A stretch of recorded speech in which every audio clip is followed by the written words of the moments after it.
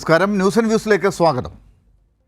കേരളത്തെക്കുറിച്ച് തെറ്റായ കഥകൾ പ്രചരിപ്പിച്ച് വർഗീയത വിറ്റ് വോട്ടാക്കാനുള്ള ശ്രമം തുടങ്ങിയിട്ട് നാളേറെയായി.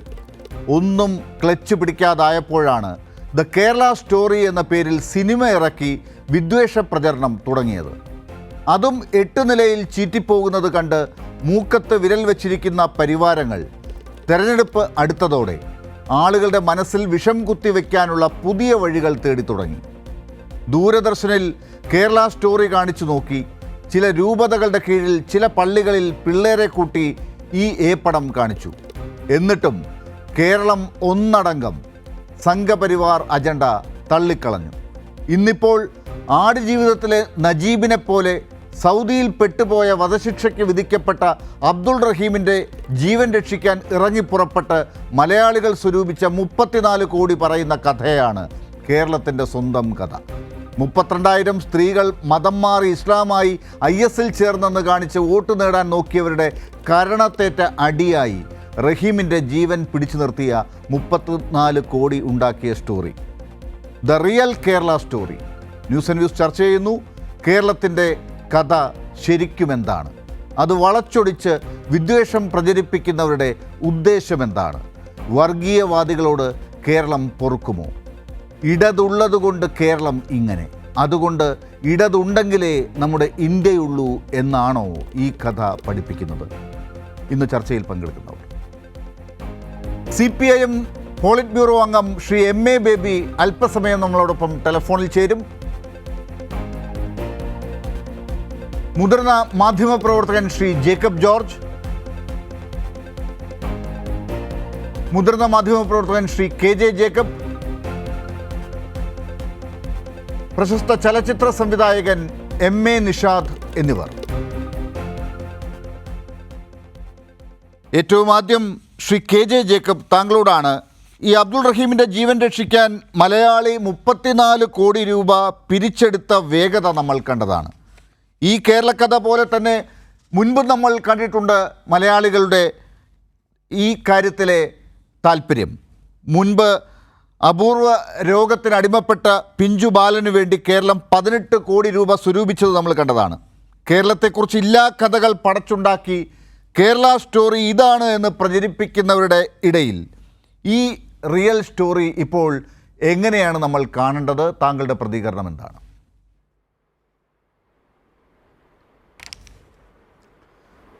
നമ്മളിങ്ങനെയൊക്കെ തന്നെയാണ്, നേരത്തെ ഇങ്ങനെയാണ്, ഇപ്പോഴും ഇങ്ങനെയാണ്. പക്ഷേ നമ്മളിത് പറയേണ്ടി വരുന്നു എന്നുള്ളതാണ്. ഇതാണ് നമ്മുടെ കഥ എന്ന് നമ്മൾ പരസ്പരവും പുറത്തേക്കും നമ്മൾ പറയേണ്ടി വരുന്നു എന്നുള്ളത് ഒരേ സമയത്ത് നിർഭാഗ്യകരവും പക്ഷെ നിർബന്ധവുമായ ഒരു കാര്യമായിട്ട് മാറിയിട്ടുണ്ട് എന്നുള്ളതാണ്. ഒരാവശ്യവുമില്ലാതെയാണ് നമ്മുടെ സമൂഹം, കേരള സമൂഹം മറ്റുള്ള ഇന്ത്യൻ സമൂഹങ്ങളിൽ നിന്നും അതിന് കുറച്ച് വ്യത്യസ്തതകളുണ്ട്. നമ്മൾ ഒരു ഇടതുപക്ഷ സർക്കാരിനെ, ഒരു കമ്മ്യൂണിസ്റ്റ് സർക്കാരിനെ വോട്ട് ചെയ്ത് അധികാരത്തിൽ ഇരുത്തിക്കൊണ്ടിരിക്കുന്ന ഒരു സർക്കാർ, ഒരു ജനമാണ്. ഇവിടെ തന്നെ എല്ലാ തരത്തിലുള്ള മതങ്ങളും ഉള്ളപ്പോഴും വർഗീയവാദികളെ പുറത്തു നിർത്തിയ ഒരു നാടാണ്. നമ്മളിങ്ങനെയൊക്കെ തന്നെ ആയിരുന്നു. നമുക്കിപ്പം വലിയ വ്യത്യാസമൊന്നും വന്നിട്ടില്ല. നമ്മളത് വന്നിട്ടില്ല എന്ന് നമ്മൾ ആവർത്തിച്ച് പറയേണ്ടി വരുന്നു. അങ്ങനെ പറയേണ്ടി വരുമ്പോൾ നമ്മളത് പറയുന്നു എന്ന് മാത്രം നമ്മൾ കണക്കാക്കിയാൽ മതി. ഞാൻ ആലോചിക്കുന്നത്, ഈ പല രൂപത്തിലുള്ള വർഗീയവാദികൾ നമ്മുടെ നാട്ടിലുണ്ട്. അവരെല്ലാവരും കൂടി ശ്രമിച്ചാലും അവർക്ക് ചെയ്യാൻ ഇത്രയൊക്കെ പറ്റൂ എന്നുള്ളതാണ് നമ്മൾ കാണേണ്ട കാര്യം. പണ്ട് സംഘപരിവാറിൻ്റെ വളരെ സീനിയറായിട്ടുള്ള ഒരു നേതാവ് എന്നോട് പറഞ്ഞു, ഈ ഡൽഹിയിലുള്ള BJPയുടെ നേതാക്കൾ, വളരെ സീനിയറായിട്ടുള്ളൊരു നേതാവ് അദ്ദേഹത്തോട് പറഞ്ഞു, എന്താണ് കേരളത്തിൽ BJPക്ക് വളരാൻ ഇത്ര ബുദ്ധിമുട്ട്? നമുക്ക് 2 വലിയ സമുദായ സംഘടനകളില്ലേ, NSS ഉണ്ട്, SNDP ഉണ്ട്, പിന്നെ എന്താണ് വളരാൻ ബുദ്ധിമുട്ട്? ഇവർക്ക് മനസ്സിലാകാതെ പോകുന്ന കാര്യം എന്താണെന്ന് വെച്ചാൽ, SNDPയും NSSും 2 സാമുദായിക സംഘടനകളാണ്, വർഗീയ സംഘടനകളല്ല. കേരളത്തിലെ മുസ്ലിം സമുദായം വർഗീയവാദികളല്ല, അവർ മുസ്ലിം മതവിശ്വാസികളാണ്, ഇസ്ലാം മതവിശ്വാസികളാണ്. കേരളത്തിലെ ക്രിസ്ത്യാനി വർഗീയവാദിയല്ല. ഇതിൻ്റെ അകത്തൊക്കെയുള്ള കൊച്ചു ആളുകളെ, കൊച്ചു കൂട്ടങ്ങളെ കാണിച്ചുകൊണ്ട് ഇതാണ് കേരളം, എന്ന് വരുത്തി തീർക്കാനുള്ള കുറച്ച് പേരുടെ ശ്രമങ്ങൾക്ക് കിട്ടിയ തിരിച്ചടി എന്ന് മാത്രമേ ഇതിനെക്കുറിച്ച് പറയാനുള്ളൂ. യെസ്, വളരെ പ്രധാനപ്പെട്ട ഒരു പോയിൻ്റാണ് ശ്രീ കെ ജെ ജേക്കബ് താങ്കൾ ഇപ്പോൾ മുന്നോട്ട് വെച്ചത്. ഞാൻ ശ്രീ ജേക്കബ് ജോർജിലേക്ക് പോകുന്നതിന് മുമ്പ് ചലച്ചിത്ര സംവിധായകൻ ശ്രീ എം എ നിഷാദ്, താങ്കൾ ഇതിനോട് എങ്ങനെ പ്രതികരിക്കുന്നു എന്നാണ് അറിയാനുള്ള താല്പര്യം. നമ്മുടെ രാഷ്ട്രീയ പാർട്ടികൾ ഇപ്പോൾ ശ്രീ കെ ജെ ജേക്കബ് ചൂണ്ടിക്കാട്ടിയ കാര്യങ്ങൾ മനസ്സിലാക്കുന്നുണ്ട് എന്ന് താങ്കൾക്ക് തോന്നുന്നുണ്ടോ?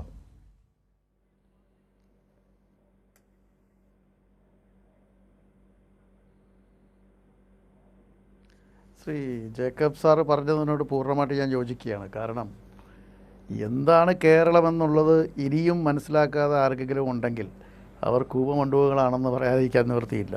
കാരണം എത്രയോ അവസരങ്ങൾ ഉണ്ടായിട്ട് പോലും അത്തരം ആളുകൾക്ക് കേരളത്തെ വർഗീയതയുടെ ഒരു വിളക്കൂറുള്ള മണ്ണായിട്ട് കാണാൻ പറ്റിയിട്ടില്ല. അവരുടെ പരിശ്രമങ്ങൾ വിജയിച്ചിട്ടുമില്ല. ഏതൊക്കെ തരത്തിൽ പേരുമാറ്റ ശസ്ത്രക്രിയയ്ക്ക് പോയാലും, ഏതൊക്കെ തരത്തിൽ വർഗീയത പടച്ചുവിട്ടാലും, ഇതുപോലെയുള്ള പ്രൊപ്പഗണ്ട സിനിമകൾ ഇറക്കിയാലും, അതുപോലെ തന്നെ രോമസിംഹനെ പോലുള്ള ആളുകൾ മലബാർ കലാപത്തെ വേറെ പുഴ മുതൽ പുഴ വരെയോ അങ്ങനെ എന്തോ ഒരു പടം, അങ്ങനെ എന്തെല്ലാം കാര്യങ്ങൾ ഇവിടെ ചെയ്തു. സിനിമ സാംസ്കാരികമായിട്ട് ഒരു അധിനിവേശം നടത്താൻ നോക്കി ഇവരുടെ രീതിയിൽ. ഭക്ഷണത്തെപ്പറ്റി പറഞ്ഞു, വസ്ത്രത്തെപ്പറ്റി പറഞ്ഞു. അങ്ങനെ ഏതൊക്കെ തരത്തിൽ വർഗീയത വിളമ്പാൻ നോക്കുന്നു അവരൊക്കെ ഈ സോഷ്യൽ മീഡിയയിലൂടെ ഇന്നും അഭംഗുരം തുടരുകയാണ്. പക്ഷേ കേരളം അതിനെയൊക്കെ ഈ നൊട്ടിക്കളയുന്ന പോലെയാണ് കളഞ്ഞുകൊണ്ടിരിക്കുന്നത്. ഓരോ ദിവസവും ഓരോന്നുമായിട്ട് അവർ വരും, എല്ലാം പരാജയപ്പെട്ട് പോവുകയാണ്. അപ്പോൾ തീർച്ചയായിട്ടും ഇത് കണ്ടിട്ട്, താങ്കളുടെ ചോദ്യത്തിലേക്ക് വരെ, ഇത് കണ്ടിട്ടും ചിലർക്ക് ഇപ്പോഴും വെളിച്ചപ്പാടൊന്നും വന്നില്ലെങ്കിൽ, വെള്ളിയാഴ്ച ഇപ്പോഴും വന്നിട്ടില്ല എന്നുണ്ടെങ്കിൽ, വെളിവ് വന്നിട്ടില്ലെങ്കിൽ എനിക്ക് അവരോട് സഹതാപം മാത്രമേ ഉള്ളൂ. കാരണം എന്താണെന്ന് പറഞ്ഞാൽ ഇതല്ല കേരളമെന്ന് കേരളം പല ആവർത്തി മനസ്സിലാക്കി കൊടുത്തതാണ്. ഇന്ത്യയിൽ മറ്റ് സംസ്ഥാനങ്ങളിൽ നിന്ന് എന്തുകൊണ്ട് കേരളം വ്യത്യസ്തമാകുന്നു എന്നുള്ളതിൻ്റെയും തെളിവാണിത്. ഇപ്പോൾ അബ്ദുറഹീമിൻ്റെ മോചനത്തിന് വേണ്ടി 34 കോടി മനസ്സുകളാണ് ഒന്നിച്ചത്. അവിടെ ജാതിയോ മതമോ വേറെ ഒന്നുമില്ല. നമ്മൾ പ്രളയം വന്നപ്പോഴും നിപ്പ വന്നപ്പോഴും കോവിഡ് വന്നപ്പോഴും ഒക്കെ നമ്മൾ കണ്ടതാണ്. എന്താണ് മലയാളി, എന്താണ് ഐക്യം എന്ന് ഓരോ ദിവസവും മലയാളി ഈ ലോകത്തോട് വിളിച്ച് പറഞ്ഞുകൊണ്ടിരിക്കുകയാണ്. ശരിയാണ്, മലയാളിയെ സംബന്ധിച്ചിടത്തോളം മലയാളികളെ ചിലതൊക്കെ അംഗീകരിക്കാൻ ചില ബുദ്ധിമുട്ടൊക്കെ ഉണ്ടാവും. അത് സാക്ഷരതയിൽ ഒന്നാമത് നിൽക്കുന്നതുകൊണ്ട് തന്നെയാണെന്ന് പറയാൻ ഞാൻ ആഗ്രഹിക്കുകയാണ്. അങ്ങനെ ഈ സാക്ഷര കേരളം എന്ന് പറയുന്നത് പോലെ നമ്മുടെ കേരളം ദ റിയൽ കേരള സ്റ്റോറിയല്ല, ഇത് റിയൽ കേരളത്തിൽ നടക്കുന്ന യാഥാർത്ഥ്യങ്ങൾ, ദ റിയൽ കേരള ഫാക്റ്റ്, അതെന്താണെന്നുള്ളത് ഓരോ ദിവസവും ഓർമ്മപ്പെടുത്തിക്കൊണ്ടിരിക്കുകയാണ്. ഇപ്പോൾ ജേക്കബ് സാറ് പറഞ്ഞതിലേക്ക് തന്നെ വരുവാണെങ്കിൽ, നമുക്കുള്ളൊരു ഗതികേടെന്ന് പറഞ്ഞു കഴിഞ്ഞാൽ കേരളം ഇങ്ങനെയല്ല എന്ന് പറഞ്ഞുകൊണ്ടേയിരിക്കണമെന്നുള്ളതാണ്. അപ്പോൾ സത്യമാണ്, ഒരുപാട് പേര് ഇതിൽ അല്ലാതാക്കാൻ ശ്രമിക്കുന്നുണ്ട്, പലതരത്തിലുള്ള ഗിമിക്സുകൾ കാണിക്കുന്നുണ്ട്. തിരഞ്ഞെടുപ്പ് വരുമ്പോൾ പിടിവിട്ടിട്ട് എന്തൊക്കെ ചെയ്യണമെന്നറിയാതെ പേരുമാറ്റ ശസ്ത്രക്രിയയ്ക്ക് പോകുന്നു ചിലർ ഇതുപോലെയുള്ള കേരള സ്റ്റോറി പോലെയുള്ള പ്രൊപ്പഗൻഡ സിനിമകൾ പല സ്ഥലങ്ങളിൽ കാണിക്കുന്നു. ഇതിൻ്റെയൊക്കെ അർത്ഥം എന്താണെന്ന് പറഞ്ഞാൽ, എന്നെ സംബന്ധിച്ചിടത്തോളം ഞാനിത് മനസ്സിലാക്കുന്നത്, ഇവർ യഥാർത്ഥത്തിൽ ഗ്രഹപാഠമൊന്നും നടത്തിയിട്ടില്ല എന്നാണ് തോന്നുന്നത്. ഓരോ സ്ഥലത്ത് ഇവർക്ക് രാഷ്ട്രീയപരമായ നേട്ടമുണ്ടാക്കണമെങ്കിൽ ഒട്ടും വർഗീയത ഒരു തരത്തിലും പ്രോത്സാഹിപ്പിക്കാത്ത ഒരു ജനതയുടെ മുമ്പിൽ ഇത്തരം കാര്യങ്ങൾ ചെയ്താൽ ഇവർ കൂടുതൽ അപഹാസ്യരാകുകയല്ലേ ചെയ്യുന്നത്. അപ്പോൾ ഇതിനകത്ത് ആ പ്രസ്ഥാനത്തിൽ വാജ്പേയിസ്റ്റുകളൊക്കെ വളരെ കുറഞ്ഞു. അവർ ഉത്തരേന്ത്യയിൽ പയറ്റി തെളിഞ്ഞ സാധനം വീണ്ടും കൊണ്ടുവരികയാണ്, പല രീതിയിൽ. പക്ഷെ അതൊന്നും ഇവിടെയും തമിഴ്നാട്ടിലും ഒരു തരത്തിലും അത് അക്സെപ്റ്റബിൾ അല്ല. ജനങ്ങൾ ഇവരെ ചവിട്ടി പുറത്തായിക്കൊണ്ടിരിക്കുകയാണ് ഓരോ ദിവസം കഴിയുമ്പോഴും. ആകെ ഇവർക്ക് ചെയ്യാൻ പറ്റുന്നതെന്ന് പറഞ്ഞു കഴിഞ്ഞാൽ, ഞാനതാണ് ഈ കൂവമണ്ഡപം എന്ന് പറയുന്ന കാര്യം, ആകെ ഇവർക്ക് ചെയ്യാൻ പറ്റുന്നത് സോഷ്യൽ മീഡിയ പ്ലാറ്റ്ഫോമിൽ എന്തെങ്കിലും ഇടതുപക്ഷ അനുയായികളോ അതും അല്ലെങ്കിൽ ശരിപക്ഷത്ത് നിൽക്കുന്ന ആരെങ്കിലും എന്തെങ്കിലും പോസ്റ്റ് ചെയ്താൽ അതിൻ്റെ താഴെ വന്ന് പോസ്റ്റ് ചെയ്തവൻ്റെ മതം നോക്കി, പേര് നോക്കി വർഗീയത വിളമ്പാവുന്നല്ലാതെ വേറെ എന്താണ് ഇവർക്കുള്ളത്? എന്തെങ്കിലും ഉണ്ടോ? അത് കേരളത്തിലെ ജനം തിരിച്ചറിയുകയും ചെയ്യും. തീർച്ചയായിട്ടും രാഷ്ട്രീയ പാർട്ടികൾ ഒന്നും കൂടിയൊക്കെ ഒന്ന് ആലോചിക്കണം. ഈ മൃദു സമീപനവുമായിട്ട് നടക്കുന്ന മതേതരം വിളിച്ചു പറയുകയും മനസ്സിൽ വേറെ വെക്കുന്ന ആളുകളൊക്കെ ഇതൊക്കെ ഒന്ന് ശ്രദ്ധിക്കുന്നത് നന്നായിരിക്കും. കാര്യം കേരളം ഇതാണ്, അതുകൊണ്ട് തന്നെയാണ് ഇടതുപക്ഷം എന്ന ഹൃദയപക്ഷത്തെ കേരളം വീണ്ടും അധികാരത്തിലേക്ക് കൊണ്ടുവന്നത്. തീർച്ചയായിട്ടും താങ്കളുടെ ചോദ്യത്തിന് ഉത്തരം പറയുകയാണെങ്കിൽ രാഷ്ട്രീയക്കാർക്ക് ഇനിയെങ്കിലും അത് മനസ്സിലാക്കാൻ കഴിയട്ടെ എന്ന് ഞാൻ ആഗ്രഹിക്കുകയാണ്, അല്ലെങ്കിൽ പ്രാർത്ഥിക്കുകയാണ്. ശ്രീ ജേക്കബ് ജോർജ്, ഇക്കൂട്ടർ, ഇവർ എന്നൊക്കെ ശ്രീ എം എ നിഷാദ് ഇപ്പോൾ ഇവിടെ ചൂണ്ടിക്കാണിച്ചത് ആരെക്കുറിച്ചാണ് എന്നുള്ളത് കുറച്ചുകൂടി വ്യക്തമായി പറയാൻ താങ്കൾക്ക് ഒരവസരം വന്നിരിക്കുകയാണ്. കേരളത്തിൻ്റെ കഥ ഇതാണ് എന്ന് നമുക്ക് വീണ്ടും വീണ്ടും പറഞ്ഞുകൊണ്ടേയിരിക്കേണ്ടി വരുന്ന ഒരവസ്ഥ നമ്മൾ ജീവിച്ച് കാണിക്കുന്നുണ്ട്. ശ്രീ കെ ജെ ജേക്കബ് അങ്ങനെയാണ് പറഞ്ഞു തുടങ്ങിയത്. 34 കോടി രൂപ അബ്ദുൾ റഹീമിനെ സൗദി ജയിലിൽ നിന്ന് പുറത്തിറക്കാൻ വേണ്ടി നമ്മൾ ഉണ്ടാക്കിയ ആ വേഗത, നമുക്കിതിനപ്പുറം, ഇത് 34 അല്ല 68 കോടിയാണെങ്കിലും നമ്മൾ ചിലപ്പോൾ ഇതേ സമയം കൊണ്ട്, ഇതിനേക്കാൾ കുറഞ്ഞ സമയം കൊണ്ട് ചിലപ്പോൾ നമ്മൾ ഉണ്ടാക്കിയേക്കും. അത് ആണ് മലയാളി, ഇതാണ് കേരളം, ഇതാണ് കേരളത്തിൻ്റെ കഥ എന്നിരിക്കെ അത് ഓരോ തവണയും വിദ്വേഷ പ്രചാരണത്തിന് വേണ്ടി പല വഴികളിലൂടെ നോക്കുന്നവരുടെ മുമ്പിൽ അവരോട് മത്സരിച്ച് കേരളത്തോട് പറയേണ്ടി വരുമ്പോൾ ഇതങ്ങനെ അല്ല എന്ന് ഉറച്ചു വിശ്വസിക്കേണ്ട രാഷ്ട്രീയ പാർട്ടികൾ, എല്ലാ രാഷ്ട്രീയ പാർട്ടികളും അവിടെ ഇല്ല എന്ന് ശ്രീ കെ ജെ ജേക്കബും ശ്രീ എം എ നിഷാദും പറഞ്ഞതിനകത്തുണ്ട്. താങ്കൾ കേരളത്തിലെ പ്രധാനപ്പെട്ട രാഷ്ട്രീയ പാർട്ടികളെ, ഞാൻ ഒരു പാർട്ടിയുടെയും പേര് തുടക്കത്തിൽ പറയുന്നില്ല, താങ്കൾ എങ്ങനെയാണ് ഈ തെരഞ്ഞെടുപ്പ് സമയത്ത് ഈ കേരള സ്റ്റോറിയെ വെച്ചുകൊണ്ട് ഇവിടെ നാട്ടിൽ ഇപ്പോൾ നടക്കുന്ന ഈ പ്രചരണത്തിൽ പെട്ടുപോകുന്ന രാഷ്ട്രീയ പാർട്ടികളെ വിലയിരുത്തുന്നത്? ശ്രീ ജേക്കബ് ജോർജ്. ലാലെ, ആദ്യമേ കെ ജെ ജേക്കബും എം എ നിഷാദും രണ്ടുപേരും എൻ്റെ അടുത്തടുത്ത വളരെ അടുത്ത സുഹൃത്തുക്കളാണ്, ആത്മാർത്ഥ സുഹൃത്തുക്കൾ തന്നെയാണ്. ഇവർ രണ്ടുപേരും എന്താണ് പറയുക എന്നുള്ളത് എനിക്കറിയാം, സംശയമൊന്നുമില്ല. ഇത് ഞങ്ങൾക്ക് 3 പേർക്കും ഇക്കാര്യത്തിൽ ഒരേ അഭിപ്രായം, ഏറെക്കുറെ എന്ന വാക്കുപോലും എന്ന വിശേഷണം പോലും അറിയിക്കുന്നില്ല. ഞങ്ങൾക്കൊക്കെ ആ കാര്യത്തിൽ ഇത്തരം വിഷയങ്ങളിൽ ഒരേ സമീപനമാണ്, ഒരേ അഭിപ്രായമാണ്. അതിനകത്ത് യാതൊരു ശങ്കയ്ക്കും അവകാശമില്ല. പിന്നീട് ഈ കേരളത്തിൻ്റെ സ്വഭാവമാണ്, കേരള സമൂഹത്തിൻ്റെ, മലയാളി സമൂഹത്തിൻ്റെ പൊതു സ്വഭാവത്തോടാണ് പൊതുവായി ഇങ്ങനെ ചിന്താഗതിയുള്ള, ഇതേ മതേതര ചിന്താഗതിയുള്ള, ആ മതേതര ചിന്താഗതിയിൽ ഉറച്ചു നിൽക്കാൻ ശേഷിയുള്ള ഒരു ജനതയോടാണ് ഞാൻ തിരഞ്ഞെടുപ്പിൽ ജയിച്ചാൽ സുൽത്താൻ ബത്തേരിയുടെ പേര് ഗണപതി വട്ടം ആക്കും എന്ന് ഒരു സ്ഥാനാർത്ഥി വിളിച്ചു പറയുന്നത്. ഒരു സ്ഥാനാർത്ഥിയുടെ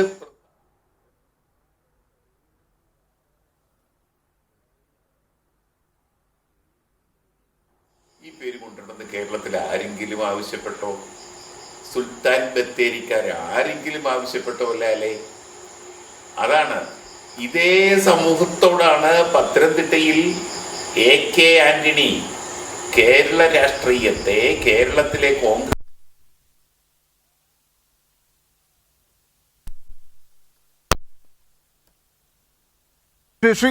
ശ്രീ ജേക്കബ് ജോർജ്, ഞാൻ താങ്കളിലേക്ക് തിരിച്ചു വരാം. അവിടെ ചെറിയൊരു ശബ്ദ പ്രശ്നമുണ്ട്. താങ്കൾ ഇപ്പോൾ പറഞ്ഞുകൊണ്ടിരിക്കുന്ന ഈ കാര്യം ഒന്നുകൂടി കേൾക്കേണ്ടതാണ് എന്ന് ഞാൻ കരുതുന്നു.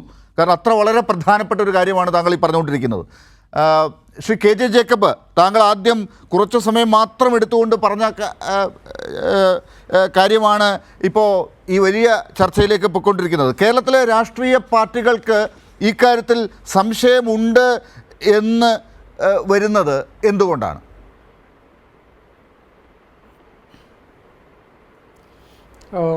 ഇതിൻ്റെ അകത്തുള്ള ഒരു കാര്യം, കേരള സമൂഹത്തിന് മാത്രമല്ല, നമ്മുടെ ദക്ഷിണേന്ത്യൻ സംസ്ഥാനങ്ങൾക്കൊക്കെ പൊതുവെ പ്രോഗ്രസീവായിട്ടുള്ളൊരു പൊളിറ്റിക്സ് നമ്മൾ ഫോളോ ചെയ്തിട്ടുണ്ട്. അതുകൊണ്ട് എന്താണെന്ന് ചോദിച്ചാൽ, ജീവിതത്തിലെ അനിശ്ചിതത്വങ്ങളെ പരസ്പരം സഹായിച്ചും സഹകരിച്ചും നിന്ന് ഒഴിവാക്കാൻ പറ്റുന്നൊരവസ്ഥയിലേക്ക് സൗത്ത് ഇന്ത്യൻ സംസ്ഥാനങ്ങൾ വന്നിട്ടുണ്ട്.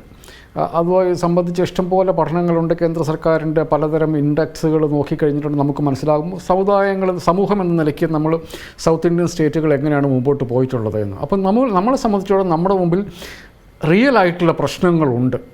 നമുക്ക് നമ്മുടെ സാമ്പത്തിക അസമത്വങ്ങളുണ്ട്. നമ്മുടെ കൂട്ടത്തിൽ ഇനിയും ഭക്ഷണം കഴിക്കാൻ ബുദ്ധിമുട്ടുള്ള, നമ്മൾ 0.5% ശരി, അതിദരിദ്രർ ഉള്ള ഒരു സമൂഹമാണ് നമ്മുടേത്. നമുക്കിനിയും വീടുകൾ ഇല്ലാത്ത മനുഷ്യരുണ്ട്, പിന്നെ വിദ്യാഭ്യാസം കിട്ടാൻ കൂടുതൽ യാത്ര ചെയ്യേണ്ട മനുഷ്യരുണ്ട്, ആരോഗ്യ സംരക്ഷണത്തിൻ്റെ കാര്യത്തിൽ നമുക്ക് എല്ലാവരിലേക്കും എത്തിപ്പെടാൻ പറ്റുന്നില്ല. നമുക്കിങ്ങനെ ജീവിതത്തിൻ്റെ യഥാർത്ഥ പ്രശ്നങ്ങളുണ്ട്. ഈ പ്രശ്നങ്ങളോടാണ് നമ്മുടെ നാട്ടിലെ രാഷ്ട്രീയ പാർട്ടികൾ ശരിക്കും സംവദിക്കേണ്ടത്. അതിനോടാണ് ഉത്തരവാദിത്തപ്പെട്ട ആളുകൾ സംസാരിക്കേണ്ടത്. കോൺഗ്രസിനെ പോലുള്ള രാഷ്ട്രീയ പാർട്ടികൾ ജേക്കബ് ജോർജ് സാർ പറഞ്ഞു കഴിഞ്ഞിട്ട് ഞാൻ അതിനെക്കുറിച്ച് പറയാം. ഇപ്പോൾ ഗണപതി വട്ടത്തെക്കുറിച്ച് സൂചിപ്പിച്ചു. നോക്കൂ, ഇന്ത്യയുടെ പ്രധാനമന്ത്രിയുടെ ഏറ്റവും വലിയ പ്രശ്നം എന്താണ്? ഇന്നലെ ഇന്ത്യയുടെ പ്രധാനമന്ത്രിയുടെ ഏറ്റവും വലിയ പ്രശ്നം ആരൊക്കെയോ മത്സ്യം കഴിച്ചു, ആരൊക്കെയോ മാംസം കഴിച്ചു എന്നുള്ളതാണ്. എന്തൊരു കഷ്ടമാണ് നമ്മളൊന്ന് ആലോചിച്ച് നോക്കണം. അതിൻ്റെ വർത്തമാനമാണ് ഇപ്പോൾ കേരളത്തിലും പറഞ്ഞുകൊണ്ടിരിക്കുന്നത്. ഗണപതി വട്ടം എന്ന് പറഞ്ഞുകൊണ്ട് വന്നിരിക്കുന്നത്. മനുഷ്യർക്ക് ഭക്ഷണം കഴിക്കാനുണ്ടോ എന്നൊരു പ്രധാനമന്ത്രി അന്വേഷിക്കുന്നതാണെങ്കിൽ നമുക്ക് മനസ്സിലാവും. അവരുടെ പാത്രത്തിൽ എന്തെങ്കിലും ഉണ്ടോ എന്നുള്ളതിനെക്കുറിച്ചാണ് ചർച്ച എങ്കിൽ കേരളത്തിൽ അതാണ് ചർച്ച. ഇടതുപക്ഷ ജനാധിപത്യ മുന്നണി സർക്കാർ എന്തുകൊണ്ട് പെൻഷൻ കൊടുത്തില്ല എന്നുള്ള ചോദ്യം ലെജിറ്റിമേറ്റ് ആയിട്ടുള്ള ചോദ്യമാണത്.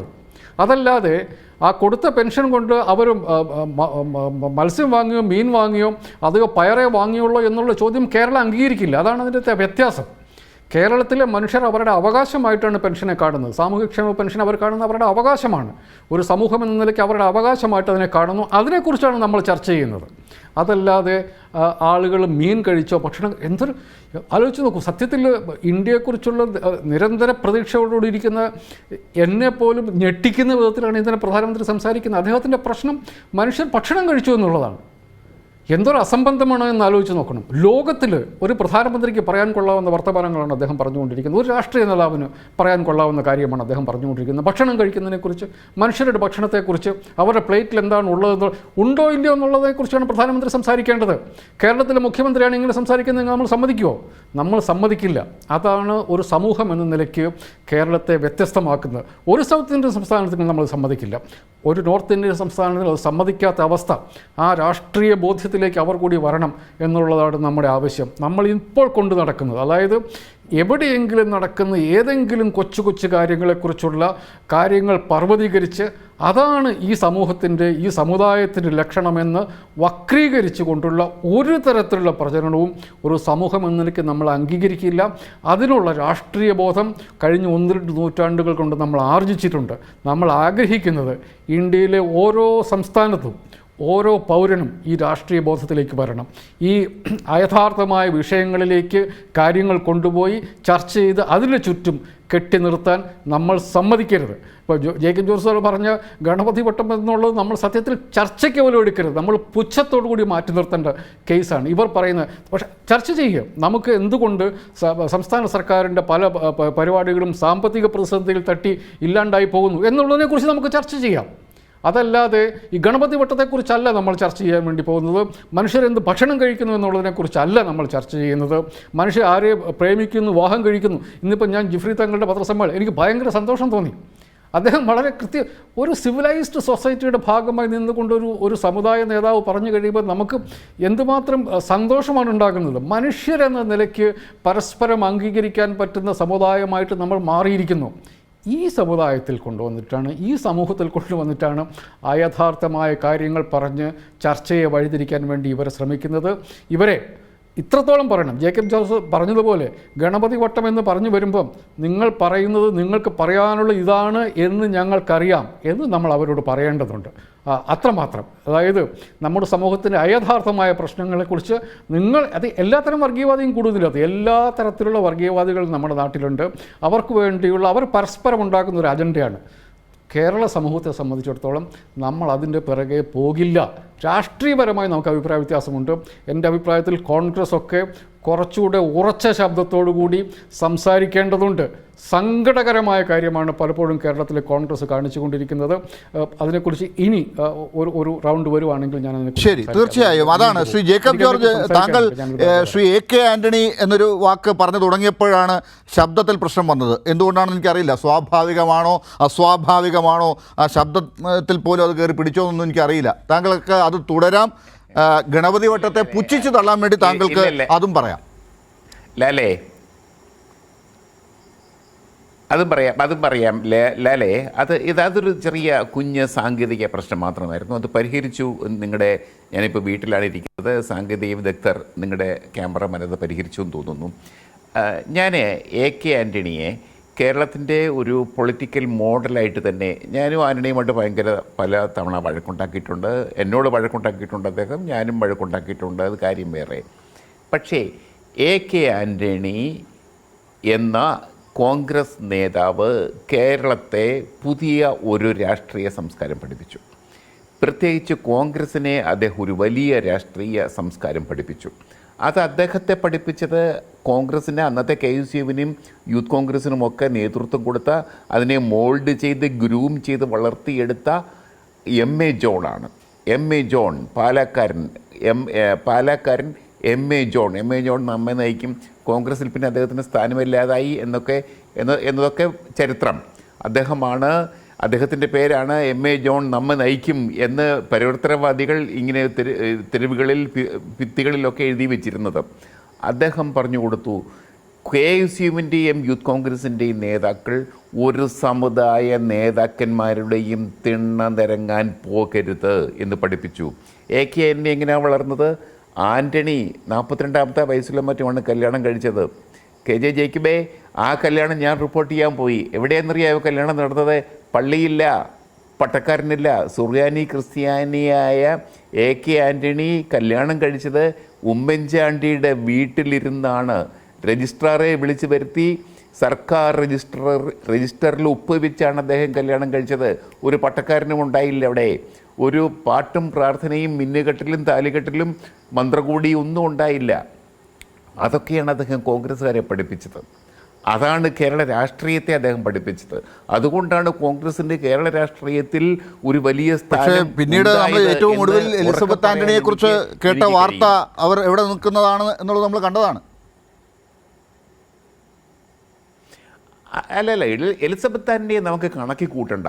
എലിസബത്ത് ആന്റണി രാഷ്ട്രീയക്കാരിയല്ല. എലിസബത്ത് ആന്റണി രാഷ്ട്രീയം പറയുന്നയാളല്ല. അദ്ദേഹത്തിൻ്റെ മൂത്ത മകൻ അനിൽ K ആൻ്റണി രാഷ്ട്രീയം പറയാൻ തുടങ്ങിയത്, രാഷ്ട്രീയത്തിൻ്റെ ഹരിശ്രീ പറയാൻ തുടങ്ങിയത്, ദയനീയമെന്ന് പറയട്ടെ, കാവി ഉടുപ്പിട്ട് കുറിയും തൊട്ട് ഹിന്ദു രാഷ്ട്രീയം പറയാനാണ് അദ്ദേഹം തുടങ്ങിയത്.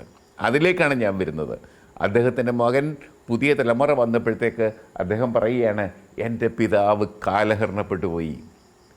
ഇന്നും AK ആൻ്റണി രണ്ട് വർത്തമാനം പറയാൻ മാധ്യമപ്രവർത്തകരെ വിളിച്ചാൽ തിരുവനന്തപുരത്തെ എന്നല്ല, കേരളത്തിലെ ഏത് മാധ്യമപ്രവർത്തനം, ഡൽഹിയിലാണെങ്കിൽ ആൾക്കാർ ഓടിച്ചില്ലും ക്യാമറയും ഒക്കെ ആയിട്ട്. അതാണ് AK. ആ ആൻ്റണി കാലഹരണപ്പെട്ടു എന്ന് പറയാൻ ആ ആൻ്റണിയുടെ ഒരു മകൻ തന്നെ ഉണ്ടായല്ലോ ലാലേ. അതല്ലേ നമ്മൾ കേരളം ലജ്ജിച്ച് തലതാഴ്ത്തുകയല്ലേ പത്തനംതിട്ടയിലെ ആ സ്ഥാനാർത്ഥിയെ നോക്കി. അതാണ് പത്തനംതിട്ടയിലെ ജനങ്ങൾ അങ്ങനെ സങ്കടപ്പെട്ടിരിക്കുകയല്ലേ, വെങ്ങിപ്പൊട്ടുകയല്ലേ ഒരു പിതാവിനെക്കുറിച്ച് ആ മകൻ പറയുന്ന വാക്കുകൾ. അത്രയ്ക്ക് ദയനീയമല്ലേ സ്ഥിതി? കാലം മാറിപ്പോയി. അല്ല, കേരളത്തിന്റെ കഥ നമ്മളിപ്പോൾ പുതുതായി ചിലർ പറയുന്നത് പോലെയാണെന്ന് പറയുന്നവരെ അത് പ്രചരിപ്പിക്കാൻ കൂടിയാണ് ഈ അനിൽ K ആൻ്റണി ഉള്ളത്. ആ ഭാഗത്താണ് അദ്ദേഹം ഉള്ളത്. അതെ, ആ ഭാഗത്താണ്. അത് അനിൽ ആൻ്റണിയെ വളരെ കണക്കുകൂട്ടി, കൃത്യമായിട്ട് കണക്കുകൂട്ടി തന്നെയാണ് സംഘപരിവാർ അവരുടെ പാളയത്തിലെടുത്തിരിക്കുന്നത്. ആ കണക്കുകൂട്ടലോടുകൂടി തന്നെയാണ് പത്തനംതിട്ട പോലെ ഒരു മണ്ഡലത്തെ തിരഞ്ഞെടുത്ത് അനിൽ ആൻ്റണിയെ ഏൽപ്പിക്കുന്നത്. അതിനകത്ത് വലിയ കണക്കുകൂട്ടലുണ്ട്. ആ പത്തനംതിട്ടയിലാണ് 1983 നിലയ്ക്കൽ പ്രക്ഷോഭം, ക്രിസ്ത്യാനികൾക്കെതിരെ ചില വർഗീയവാദികൾ വലിയ പ്രക്ഷോഭം അഴിച്ചുവിട്ടത്, വലിയ ഭീഷണി അഴിച്ചുവിട്ടത്. നിലയ്ക്കൽ പള്ളിയുടെ പേരിൽ ശബരിമലയുടെ പൂങ്കാവനത്തിൽ ക്രിസ്ത്യാനികൾ കാലുകുത്തുകയെന്ന് വെല്ലുവിളിച്ചും കൊണ്ട് തീവ്രവാദികൾ ഒരു പുതിയ മുന്നേറ്റവുമായി ഇറങ്ങിയത് അതേ പത്തനംതിട്ടയിലാണെന്നോർക്കണം. ഇന്നിപ്പോൾ അതേ പത്തനംതിട്ടയിൽ അനിൽ K ആൻ്റണി AK ആൻ്റണിയുടെ മൂത്ത ആദ്യജാതനായ മകൻ അനിൽ K ആൻ്റണി നിർത്തി വേറൊരു ഘട്ടം പരീക്ഷണത്തിലേക്ക് കടക്കുകയാണ്. തീർച്ചയായിട്ടും ഈ പരീക്ഷണങ്ങളിങ്ങനെ മാറി മാറി നോക്കിക്കൊണ്ടിരിക്കുകയാണ്, ഓരോന്നും പരീക്ഷിക്കുകയാണ്. സുരേന്ദ്രൻ ഗണപതി വട്ടം എന്ന് പറയുന്നത് ഒരു പുതിയ പരീക്ഷണമാണ്. സുൽത്താൻ ബത്തേരി പരീക്ഷണം, ഗണപതി വട്ടം പരീക്ഷണം, ആ പരീക്ഷണത്തെ തീർച്ചയായിട്ടും വയനാട്ടിലെ ജനങ്ങൾ അതിജീവിക്കും. അത് അദ്ദേഹം പറയുന്നുണ്ട്, ഞാൻ ജയിച്ചാൽ, അതാണല്ലേ പ്രധാനം, ഞാൻ ജയിച്ചാൽ ഗണപതി വട്ടം എന്നാക്കും സുൽത്താൻ ബത്തേരിയുടെ പേര്. ജയിച്ചിട്ടല്ലേ, ജനങ്ങളിപ്പോൾ അതാ സന്തോഷിക്കുന്നേ, ജയിച്ചിട്ടല്ലേ ആവത്തുള്ളൂ. അവർക്കറിയാം, ജനത്തിനറിയാം, ജനങ്ങൾക്കറിയാം എങ്ങനെയാണ് വിധി എഴുതേണ്ടതെന്ന്. തീർച്ചയായിട്ടും നമുക്ക് അതിലേക്ക് പോകേണ്ട കാര്യമില്ല. ഇത് തെരഞ്ഞെടുപ്പല്ല ഈ നമ്മുടെ ഇന്നത്തെ ചർച്ചയ്ക്ക് വിഷയം. കേരളം എവിടെ നിൽക്കുന്നു എന്നതിന് ഉത്തരമാണ്, ജനങ്ങൾ കൊടുത്ത ഉത്തരമാണ്. കേരളത്തിലെ കോടിക്കണക്കിനായ ജനങ്ങൾ കൈയയച്ച് നൽകിയ സമ്മാനമാണ്, ഉത്തരമാണ് ഇന്ന് കേരളത്തിൻ്റെ സ്റ്റോറിയാവുന്നത്, കേരളത്തിൻ്റെ കഥയാവുന്നത്. കേരളത്തിൻ്റെ കഥയല്ല, അതാണ് കേരളത്തിൻ്റെ യാഥാർത്ഥ്യം. മത ഐക്യത്തിൻ്റെയും സമുദായ മൈത്രിയുടെയും വലിയ കഥയാണ്. ഇന്ത്യയോട്, ലോകത്തോട് കേരളത്തിലെ സാധാരണക്കാരായ ജനങ്ങൾ വിളിച്ചു പറയുന്നതില്ല. യെസ്, ഇപ്പോൾ CPIM-ൻ്റെ പോളിറ്റ് ബ്യൂറോ അംഗം ശ്രീ MA ബേബി തത്സമയം നമ്മളോടൊപ്പമുണ്ട്. ശ്രീ MA ബേബി, ഏറ്റവും ആദ്യം താങ്കളുടെ പ്രതികരണം ആഗ്രഹിക്കുന്നത്, ഈ ചർച്ചയ്ക്ക് തുടക്കം കുറിച്ച അതിൻ്റെ ഒരു കോണ്ടക്സ്റ്റ് എന്ന് പറയുന്നത് തന്നെ സൗദിയിൽ നിന്ന് മോചിതനാകാൻ പോകുന്ന മലയാളികൾ 34 കോടി രൂപ എത്ര വേഗത്തിലാണ് പിരിച്ചെടുത്തതെന്നുള്ളത് അങ്ങേക്ക് ഉൾപ്പെടെ അറിയാവുന്നൊരു കഥയാണ്, സ്റ്റോറിയാണ്. ഇപ്പോഴത്തെ ഭാഷ അതായതുകൊണ്ടാണ് ഞാനത് അങ്ങനെ ഉപയോഗിക്കുന്നത്. അതാണ് കേരളത്തിൻ്റെ സ്റ്റോറി എന്ന് നമുക്ക് പറയേണ്ടി വരുന്നു. അതൊക്കെ പറയേണ്ടി വരുന്നു എന്നിടത്താണ് നമ്മൾ നിൽക്കുന്നത് എന്ന് ഈ ചർച്ചയിലെ പാനലിസ്റ്റുകൾ പറയുന്നൊരു ഘട്ടമുണ്ട്. താങ്കൾ എങ്ങനെ ഈ ഒരു വിഷയത്തെ നോക്കിക്കാണുന്നു? കേരള സ്റ്റോറി ഇത് തന്നെയാണോ?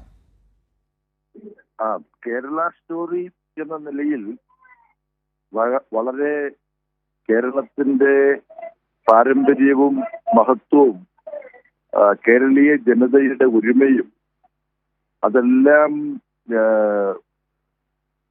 കാണികളുടെ അല്ലെങ്കിൽ വായനക്കാരുടെ മുന്നിൽ നിന്നും മറച്ചു പിടിച്ചുകൊണ്ട് വളരെ വികൃതമായി കേരളത്തെ അവതരിപ്പിക്കാൻ തൽപര കക്ഷികൾ ദുരുദ്ദേശത്തോടുകൂടി ശ്രമിച്ചുകൊണ്ടിരിക്കുമ്പോഴാണ് നിങ്ങൾ പറഞ്ഞ ഈ ഒരു മനുഷ്യജീവൻ രക്ഷിക്കാൻ വേണ്ടി സൗദി അറേബ്യയിലെ പ്രത്യേക നിയമവും അവിടുത്തെ സാഹചര്യങ്ങളും ഒക്കെ അനുസരിച്ച് 34 കോടി രൂപ നിശ്ചിത ദിവസത്തിൽ കെട്ടിവെച്ചാൽ മാത്രമേ തന്റേതല്ലാത്ത കുറ്റം കൊണ്ട് ഒരു കേസിൽ ഉൾപ്പെട്ട ഒരു നിസ്സഹായനെ അദ്ദേഹത്തിന്റെ ജീവനെ രക്ഷിക്കാൻ കഴിയുകയുള്ളൂ എന്ന് വെളിപ്പെട്ട ഘട്ടത്തിൽ മലയാളികൾ, കേരളത്തിലുള്ളവർ മാത്രമല്ല കേരളത്തിന് പുറത്തുള്ളവരും ഒറ്റ മനുഷ്യനെ പോലെ കൈകോർത്തു, ഹൃദയങ്ങൾ കോർത്തു, സഹജീവിയെ രക്ഷിക്കാൻ തങ്ങളാലായതെല്ലാം നൽകാൻ ശ്രമിച്ചു. അതിൽ വലിയ തുകകൾ നൽകിയവരുണ്ട്, ചെറിയ തുകകൾ നൽകിയവരുണ്ട്. പക്ഷെ അതല്ല, വലുതോ ചെറുതോ ആയ സംഖ്യയാണോ നൽകിയത് എന്നുള്ളതല്ല, നമ്മളാലായത് ചെയ്തിട്ട് നമ്മുടെ ഒരു സഹജീവിയുടെ ജീവൻ രക്ഷിക്കണമെന്നുള്ള ചിന്തയാണ്. അത് മലയാളിയുടെ മാത്രം ചിന്തയാണെന്ന് പറഞ്ഞ് കേരള പെരുമയായി, കേരളത്തിന്റെ തന്നെ മഹത്വമായി ഇതിനെ ചുരുക്കാൻ ഞാൻ തയ്യാറാവുന്നില്ല. ലോകത്തെവിടെയുമുള്ള മനുഷ്യർ ഇങ്ങനൊരു സമീപനം എടുക്കണമെന്നാണ് നമ്മൾ ആഗ്രഹിക്കുന്നത്. പക്ഷെ അത്തരമൊരു സമീപനം എടുക്കുന്ന കാര്യത്തിൽ മലയാളികൾ എന്നും മാതൃകയായിരുന്നിട്ടുണ്ട് എന്നുള്ളതാണ് യാഥാർത്ഥ്യം. അത് വലിയ പ്രകൃതി ദുരന്തങ്ങൾ ഉണ്ടായപ്പോൾ നമ്മൾ കണ്ടു. വെള്ളപ്പൊക്കത്തിന്റെ സമയത്ത്, സുനാമിയുടെ സമയത്ത്, ഓഖി ദുരന്തത്തിന്റെ സമയത്ത്, പിന്നെ കോവിഡ് വന്ന സന്ദർഭത്തിൽ കോവിഡ് പ്രതിരോധ പ്രവർത്തനം നടത്താൻ കോവിഡ് വന്ന് മരിച്ച ഒരു വ്യക്തിയുടെ അടുത്തേക്ക് പോകാൻ ആരും ഭയന്ന് വിറച്ച് തയ്യാറാകാതെ മാറി നിന്നപ്പോൾ ഡിവൈഎഫ്ഐ ഞാൻ ഓർക്കുകയാണ്, ഡിവൈഎഫ്ഐയുടെ പ്രവർത്തകർ വോളണ്ടിയേഴ്സ് ആയിട്ട് കോവിഡ് വന്ന് മരിച്ചവരെ സംസ്കരിക്കുന്ന ജോലി ഏറ്റെടുക്കാൻ, കോവിഡ് രോഗികൾക്ക് ഭക്ഷണം എത്തിച്ചു കൊടുക്കാനും മരുന്നെത്തിച്ചു കൊടുക്കാനുള്ള പ്രവർത്തനം, ഇതെല്ലാം ചെയ്ത ഒരു കേരളീയതയുണ്ട്, മലയാളിത്വമുണ്ട്. അത് മനുഷ്യന്റെ പൊതുസ്വഭാവമാണ്. ഇത്തരത്തിൽ അവരനെ കുറിച്ച് ചിന്തിക്കാനും അവരിന് ഒരു ആപത്തുണ്ടാകുമ്പോൾ സഹായഹസ്തം നീട്ടാനുമുള്ള സന്നദ്ധത ഏറ്റവും കൂടുതൽ മലയാളികൾ കാണിച്ചിട്ടുണ്ട്. അതാണ് യഥാർത്ഥ കേരള സ്റ്റോറി എന്ന് പറയുന്നതിനകത്ത് യാതൊരു തെറ്റുമില്ല. ഇതിന് പുറമെ സാക്ഷരതയുടെ കാര്യത്തിൽ പൊതുവിദ്യാഭ്യാസം, പെൺകുട്ടികളുടെ വിദ്യാഭ്യാസം, ശിശുമരണ നിരക്ക് ഏറ്റവും കുറഞ്ഞ ഇന്ത്യയിലെ സംസ്ഥാനം കേരളമാണ്. ആയുർദൈർഘ്യം ഏറ്റവും കൂടുതൽ ഉള്ള ഇന്ത്യൻ സംസ്ഥാനം കേരളമാണ്. അങ്ങനെ ഒരുപാട് ജീവിത സൂചികകളുടെ കണക്കുകൾ എടുക്കുമ്പോൾ കേരളത്തിന്റെ പെരുമ, കേരള സ്റ്റോറി എന്ന തരത്തിൽ നമുക്ക് അവതരിപ്പിക്കാനുണ്ട്. മിക്ക കാര്യങ്ങളിലും അഭിമാനിക്കാവുന്ന കാര്യങ്ങളിലെല്ലാം ഒന്നാമത് എന്നതാണ് കേരള സ്റ്റോറി. അത് മുഖ്യമന്ത്രി കഴിഞ്ഞ ദിവസം പറയുകയുണ്ടായി. ആ കൂട്ടത്തിൽ നമുക്ക് ഏറ്റവും കൂടുതൽ മനസ്സംതൃപ്തിയോടുകൂടി ഇന്ന് പറയാവുന്ന ഏറ്റവും ഒടുവിലെ കേരളത്തിന്റെ മികച്ച ഒരു സംഭാവനയാണ് 34 കോടി രൂപ വളരെ ചുരുങ്ങിയ ദിവസങ്ങൾ കൊണ്ട് മലയാളികൾ, ലോകത്തിന്റെ നാനാഭാഗത്തു നിന്നുള്ള മലയാളികൾ, പക്ഷെ കൂടുതലും കേരളത്തിൽ തന്നെയുള്ള മലയാളികളാണ് ഇതിൽ സംഭാവന നൽകാൻ വേണ്ടി മുന്നോട്ട് വന്നത്. അതൊരു വലിയ ബിരിയാണി ചലഞ്ച് എന്നെല്ലാമുള്ള പല പല പേരുകളിൽ ഇതിലേക്ക് സംഭാവന നൽകി. പോക്കറ്റ് മണിയായിട്ട് കുടുക്കയിൽ, വഞ്ചിയിൽ ഒക്കെ സൂക്ഷിച്ച പണം കുടുക്ക പൊട്ടിച്ച് ആ തുക കുട്ടികൾ സംഭാവന നൽകി. അങ്ങനെ നമുക്ക് അഭിമാനിക്കാവുന്ന ഒരുപാട് അനുഭവങ്ങൾ ഈ സംരംഭവുമായി ബന്ധപ്പെട്ടുണ്ട്. അതിൽ പങ്കെടുത്ത എല്ലാവരെയും അനുമോദിക്കാനും അഭിനന്ദിക്കാനും ഈ സന്ദർഭം ഞാൻ വിനിയോഗിക്കുകയാണ്. ശ്രീ എം എ ബേബി, ഈ കാര്യങ്ങൾ ഇങ്ങനെയല്ല കേരളം എന്ന് പറഞ്ഞുകൊണ്ട് കേരളത്തെ ലോകത്തിൻ്റെ മുമ്പിൽ അവതരിപ്പിക്കാൻ ഒരു സിനിമ തന്നെ വന്നതും നമ്മൾ ചർച്ച ചെയ്തിട്ടുള്ളതാണ്, ദ കേരള സ്റ്റോറി എന്ന പേരിൽ. അത് ദൂരദർശൻ കാണിക്കുന്നത് കഴിഞ്ഞ ദിവസങ്ങളിൽ നമ്മൾ കണ്ടു. അതിപ്പോൾ കൂടുതൽ സ്ഥലങ്ങളിലേക്ക് കേരളത്തിൽ പലയിടത്തും പ്രദർശിപ്പിക്കാൻ ശ്രമിക്കുന്നത് നമ്മൾ കണ്ടു.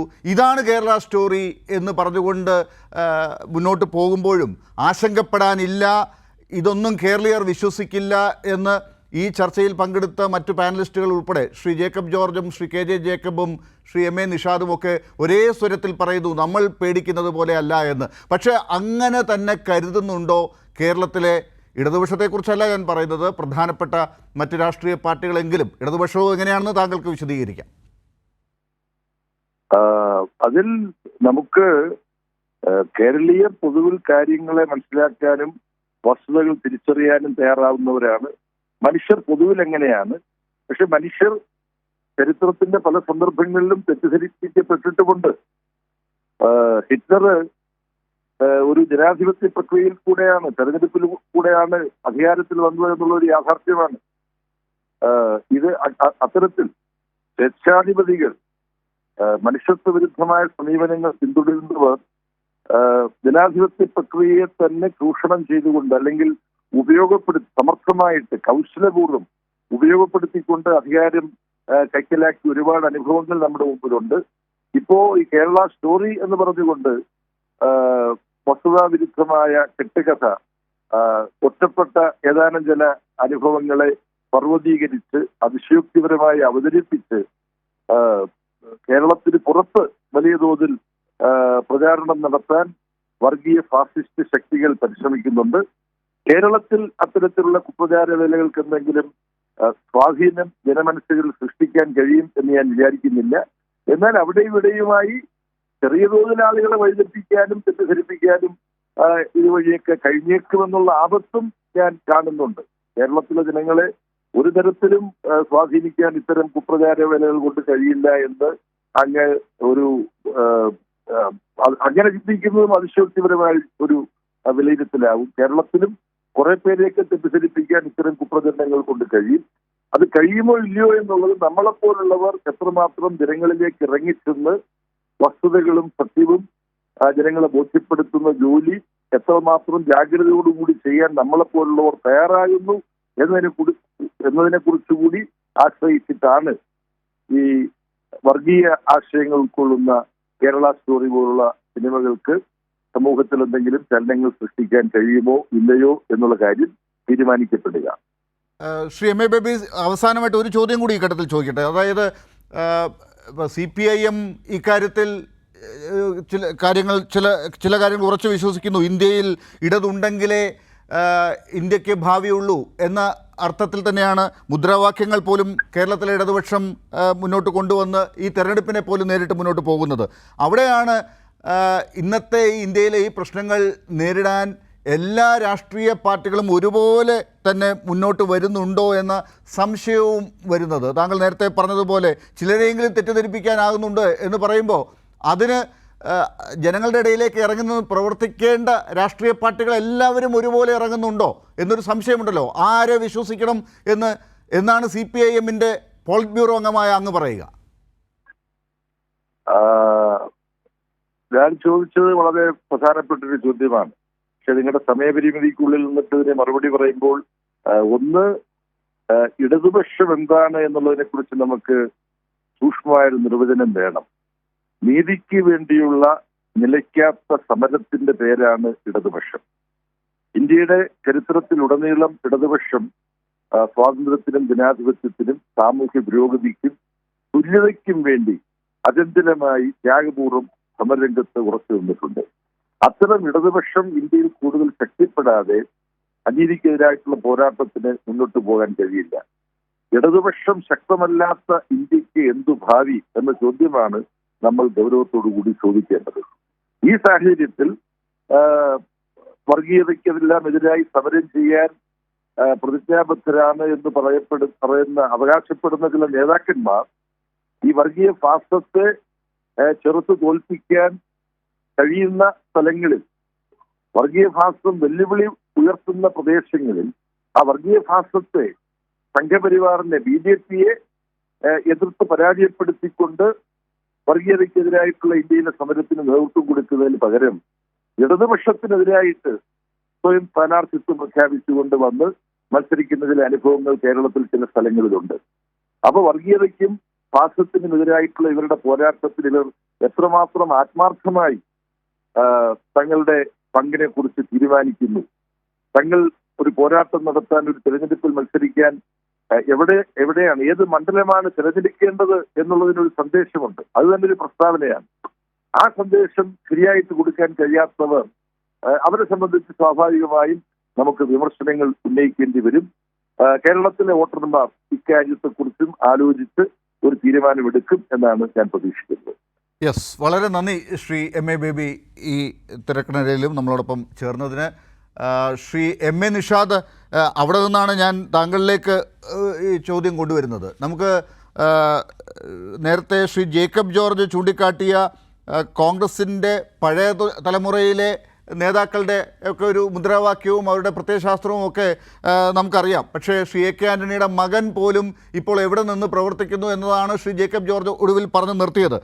ഈ ഒരു ഘട്ടത്തിൽ കോൺഗ്രസ്സിന് പോലും ഈ BJP-യെ നേരിടാൻ ഒരു പരിമിതി ഉണ്ട് എന്നത് ഈ ഘട്ടത്തിൽ ഉറക്കെ പറയേണ്ടവർ പോലും ഈ ഘട്ടത്തിൽ അങ്ങനെ പറയുന്നുണ്ടോ അതെനിക്ക് സംശയമുണ്ട്.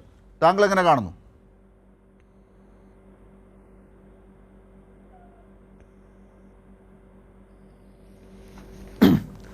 അല്ല, കോൺഗ്രസ് എന്നേ കോൺഗ്രസിൻ്റെ ശക്തി നഷ്ടപ്പെട്ടു. അതൊരു വസ്തുത തന്നെയാണ്. അത് കോൺഗ്രസിൻ്റെ ഒരുപാട് സുഹൃത്തുക്കൾ എനിക്ക് കോൺഗ്രസ്സിലുണ്ട്. അവർക്ക് ഇനി ഇഷ്ടപ്പെട്ടാലും ഇഷ്ടപ്പെട്ടില്ലെങ്കിലും ഒരു സംവിധായകൻ, ഒരു കലാകാരൻ രാഷ്ട്രീയം പറയാവോ എന്നുള്ള ഒരു ചോദ്യമൊക്കെ അവിടെ നിൽക്കട്ടെ. പക്ഷേ യാഥാർത്ഥ്യം എന്താണെന്ന് നമ്മൾ മനസ്സിലാക്കണം. കണ്ണടച്ചിരുട്ടാക്കിയിട്ട് കാര്യമില്ലല്ലോ. കോൺഗ്രസിൻ്റെ ശക്തി, ഈ പറയുന്ന ശക്തി ഉണ്ടെങ്കിൽ ആ ശക്തിയൊക്കെ എന്നേ നഷ്ടപ്പെട്ടിരിക്കുന്നു. അവരുടെ മതേതര കാഴ്ചപ്പാടുകളിലെല്ലാം വെള്ളം ചേർത്തില്ലേ. ഈ ബാബറി മസ്ജിദ് പൊളിച്ചെടുത്ത് പുതിയ ക്ഷേത്രം വരുന്നിടത്ത് വെള്ളി ഇഷ്ടിക കൊടുക്കാൻ വേണ്ടി കമൽനാഥിനെ പോലുള്ളവർ മുന്നിട്ടിറങ്ങി. ഇവിടെ ഒരു രാമക്ഷേത്രം പണിയുക എന്നുള്ളത് രാജീവ് ഗാന്ധിയുടെ സ്വപ്നമാണെന്ന് പ്രിയങ്ക ഗാന്ധി പറഞ്ഞു. അങ്ങനെ ഏതൊക്കെ തരത്തിൽ മൃദു ഹിന്ദു സമീപനവുമായി നിൽക്കുന്നവർക്ക് എങ്ങനെയാണ് ഈ ദിശാബോധം നഷ്ടപ്പെട്ട ഒരു രീതിയിലാണ് കോൺഗ്രസിൻ്റെ പോക്ക്. കാറും കോറും നിറഞ്ഞ നടുക്കടലിൽ പങ്കായ നഷ്ടപ്പെട്ട തോണിക്കാരനെ പോലെയാണ് അവരുടെ നേതാവ് നിൽക്കുന്നത്. ഇത് കേൾക്കുന്നവർക്കോ ഇത് ഞാൻ പറയുന്നവർക്കോ ആർക്കെങ്കിലും അലോസരപ്പെട്ടാൽ എനിക്ക് അതിലൊരു കുടുതമില്ല. കാര്യം എന്താണെന്ന് പറഞ്ഞാൽ ഇതൊരു വസ്തുത തന്നെയാണ്. ഇപ്പോൾ കേരളത്തിൽ തന്നെ എടുത്തു നോക്കുക. കേരളത്തിൽ നമ്മൾ ഒരു വിഷയം, ഇപ്പോൾ CAA വിഷയം വന്നപ്പോൾ അതിൽ ഇപ്പോൾ നമ്മളത് പറയേണ്ട വിഷയം അല്ലെങ്കിൽ പോലും കോൺഗ്രസിനെ പറ്റി ഒരു ചോദ്യം വന്നുകൊണ്ട് ഞാൻ പറയുന്നത്, CAA വിഷയം വന്നപ്പോൾ തന്നെ അവരുടെ പ്രകടന പത്രികയിൽ പോലും അത് പരാമർശിച്ചിട്ടില്ല. 8-ാം പേജിലുണ്ട്, 9-ാം പേജിലുണ്ട്, 10-ാം പേജിലെന്ന് പറഞ്ഞാൽ ഈ പേജുകളിലൊക്കെ ഭൂതക്കടാണ് വെച്ച് നോക്കിയാൽ ഈ സാധനം കാണാനില്ല. ഇവർക്കൊരു കാര്യം പറയാനുള്ള ഗട്ട്സ് എപ്പം നഷ്ടപ്പെട്ടു? പണ്ഡിറ്റ്ജിയുടെ അല്ലെങ്കിൽ നെഹ്റുവിൻ കോൺഗ്രസ് നഷ്ടപ്പെട്ടിടത്താണ് ഈ പറയുന്ന കോൺഗ്രസ് ക്ഷയിച്ചു തുടങ്ങിയിരിക്കുന്നത്.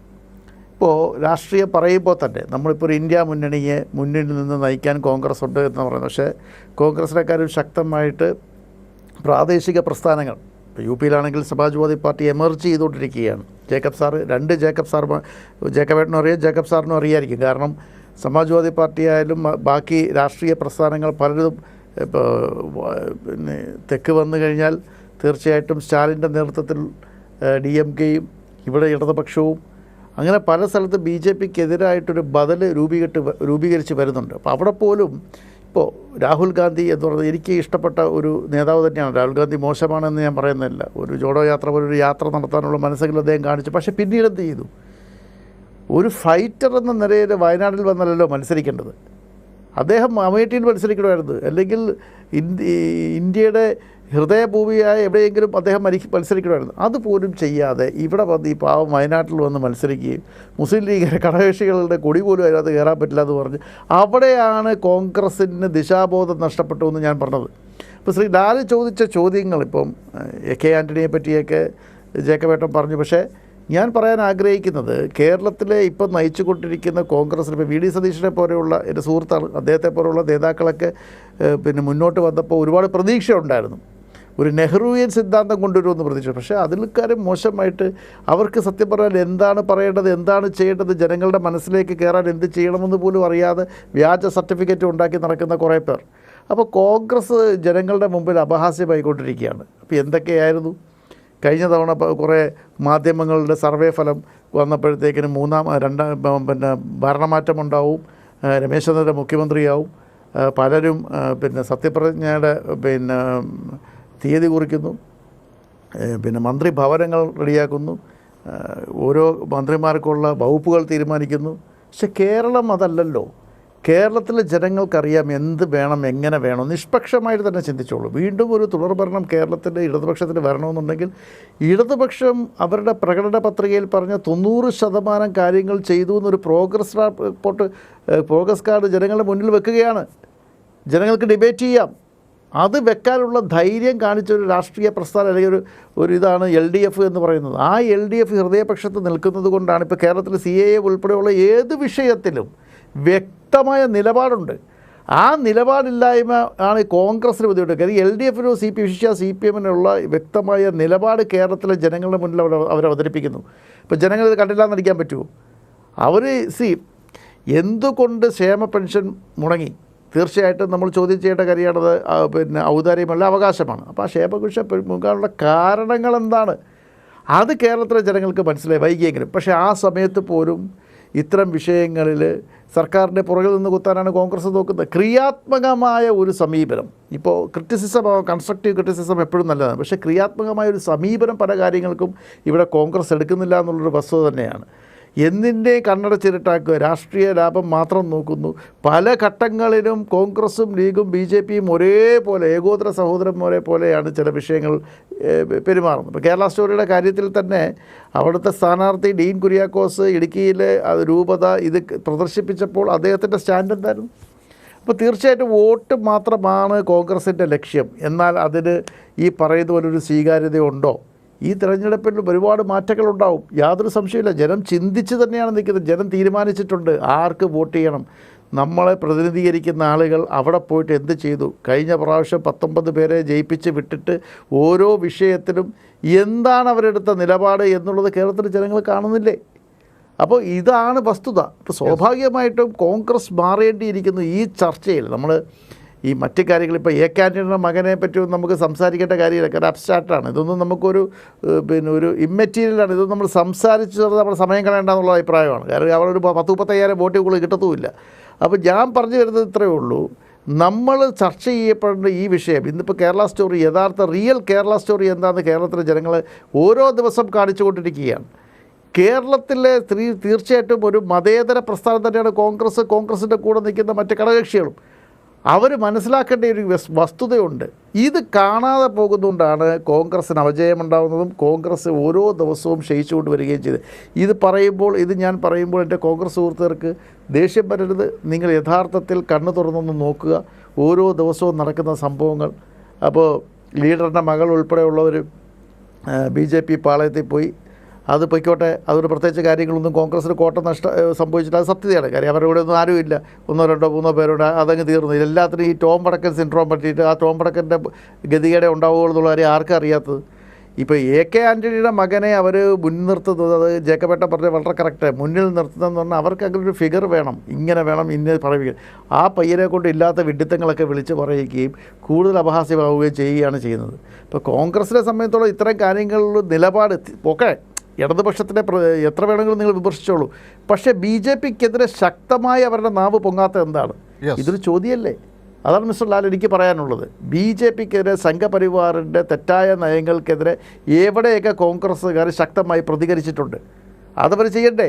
ഇന്ത്യ മുന്നണിയുടെ ഘടകകക്ഷി അല്ലെങ്കിൽ ഇന്ത്യ മുന്നണിയെ നയിക്കുന്നവർ പറയുമ്പോഴും സ്വാഭാവികമായിട്ടും ഇവിടെ നടക്കുന്ന ഓരോ വിഷയത്തിൽ കേരളത്തെ ശ്വാസം മുട്ടിക്കാൻ കേന്ദ്രം എടുത്ത ഓരോ തീരുമാനവും സുപ്രീം കോടതി എടുത്ത് ഓട്ടിക്കളഞ്ഞു ഇല്ലേ? ഓരോ കാര്യങ്ങളും തടഞ്ഞു വെച്ചപ്പോൾ. അപ്പോൾ തീർച്ചയായിട്ടും ആ ഒരു വിഷയത്തിലെങ്കിലും അത് ആരോ ഭരിക്കട്ടെ, കോൺഗ്രസ് ഒരു സ്റ്റാൻഡ് എടുത്തിരുന്നെങ്കിൽ അവരുടെ സ്ഥിതി എന്താവുമായിരുന്നു?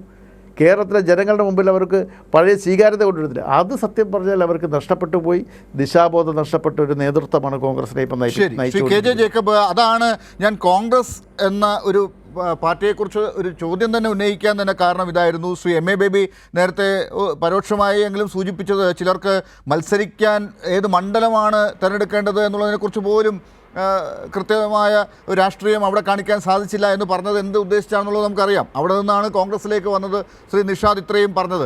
കേരളത്തിൻ്റെ സ്റ്റോറി എന്താണ് എന്ന് ജനങ്ങളോട് പറയുന്ന കാര്യത്തിൽ കൃത്യമായ രാഷ്ട്രീയം പറയാൻ സാധിക്കാതെ പോകുന്ന പ്രസ്ഥാനങ്ങൾ ഏത് എന്ന് നോക്കുമ്പോൾ കോൺഗ്രസ് അവർക്കതിനുള്ള ഉത്തരവാദിത്വമുണ്ട്, അവരത് കാണിക്കുന്നില്ല എന്ന് പറയേണ്ടി വരുന്നു. അത് ചൂണ്ടിക്കാണിക്കാനായിരുന്നു. താങ്കൾ എങ്ങനെയാണ് അതിനോട് പ്രതികരിക്കുന്നത്? കേരള സ്റ്റോറി ഇങ്ങനെ വികൃതമാക്കുന്നതിൽ കോൺഗ്രസ് ഉൾപ്പെടെയുള്ള പാർട്ടികൾക്കുള്ള പങ്ക് പറയണ്ടേ?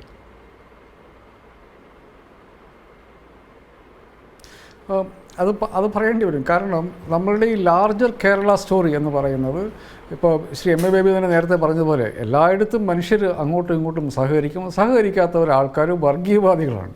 ഇപ്പോൾ കേരളത്തിലെ നമ്മുടെ സെക്യുലർ രാഷ്ട്രീയത്തിലെ കേരളത്തിൻ്റെ സെക്യുലർ ഡെമോക്രാറ്റിക് രാഷ്ട്രീയത്തിൻ്റെ ഏറ്റവും പ്രധാനപ്പെട്ട ഘടകങ്ങളിലൊന്ന് കോൺഗ്രസ് തന്നെയാണ്. എനിക്ക് അക്കാര്യത്തിൽ സംശയമില്ല. ഇന്ത്യയിലെ രാഷ്ട്രീയം എടുത്താലും ഇന്ത്യയാക്കി പിടിച്ചു നിർത്തുന്ന രാഷ്ട്രീയ ശക്തികളിൽ ഒന്ന് എന്ന് പറയുന്നത് കോൺഗ്രസ് തന്നെയാണ്. അത് കാശ്മീർ മുതൽ കന്യാകുമാരി വരെയും ഗുജറാത്ത് തുടങ്ങി അരുണാചൽ പ്രദേശ് വരെയും ആ പാർട്ടിക്ക് വേരുകളുണ്ട്. ഏതൊരു ഗ്രാമത്തിലും ആ പാർട്ടിയുടെ കൊടി പിടിച്ചുകൊണ്ട് ഒരു കോൺഗ്രസ്സുകാരനെ നിങ്ങൾക്ക് കാണാൻ പറ്റും. അതുകൊണ്ട് കോൺഗ്രസിനെ ഒഴിവാക്കിക്കൊണ്ടുള്ള ഒരു ചർച്ചയും ഇന്ത്യയുടെ ഭാവിയെക്കുറിച്ച് നമുക്ക് നടത്താൻ പറ്റില്ല. പക്ഷേ കോൺഗ്രസ് കേരളത്തിൽ നടത്തുന്നത്, കേരളം പോലൊരു നാട്ടിൽ എന്തിനവർ ഇത്തരം കാര്യങ്ങൾ ചെയ്യുന്നു എന്നുള്ളത് തീരെ മനസ്സിലാവാത്ത കാര്യമാണ്. ഇപ്പോൾ കേരളത്തിലെ കോൺഗ്രസ്സുകാരോട് നമ്മളൊരു രാഷ്ട്രീയ ചോദ്യം ചോദിച്ചു കഴിഞ്ഞിട്ടുണ്ടെങ്കിൽ അവർ ഉഡായിപ്പ് മറുപടികളാണ് പറയുന്നത്. വളരെ വളരെ നമ്മുടെ കണ്ണിൻ്റെ മുമ്പിലുള്ളൊരു പ്രശ്നമാണ് ശ്രീ KC വേണുഗോപാൽ ആലപ്പുഴയിൽ ജയിച്ചാൽ BJPക്ക് രാജ്യസഭയിൽ ഒരു സീറ്റ് കൂടുതൽ കിട്ടുമെന്ന്. ഇതൊരു രാഷ്ട്രീയ പ്രശ്നമാണ്. ആ രാഷ്ട്രീയ പ്രശ്നത്തെ കോൺഗ്രസ് എങ്ങനെ അഡ്രസ്സ് ചെയ്യുന്നത്? കോൺഗ്രസ്സുകാർ പറയുന്നത് നിർമ്മല സീതാരാമൻ മത്സരിച്ച് കഴിയുമ്പോൾ അവിടെ ഒരു സീറ്റ് ഞങ്ങൾ പിടിച്ചെടുക്കും. അത് രാഷ്ട്രീയമായ ഒരു മറുപടി അല്ലത്. അത് നമ്മൾ ഒരു വളരെ കോൺക്രീറ്റ് ആയിട്ടുള്ള ഒരു പ്രശ്നം മുമ്പോട്ട് വെക്കുമ്പം അതിന് നമ്മൾ കുയുക്തി കൊണ്ടുള്ള മറുപടികൾ അത് വെച്ച് നിങ്ങൾക്കൊരു രാഷ്ട്രീയം മുമ്പോട്ട് കൊണ്ടുപോകാൻ പറ്റില്ല.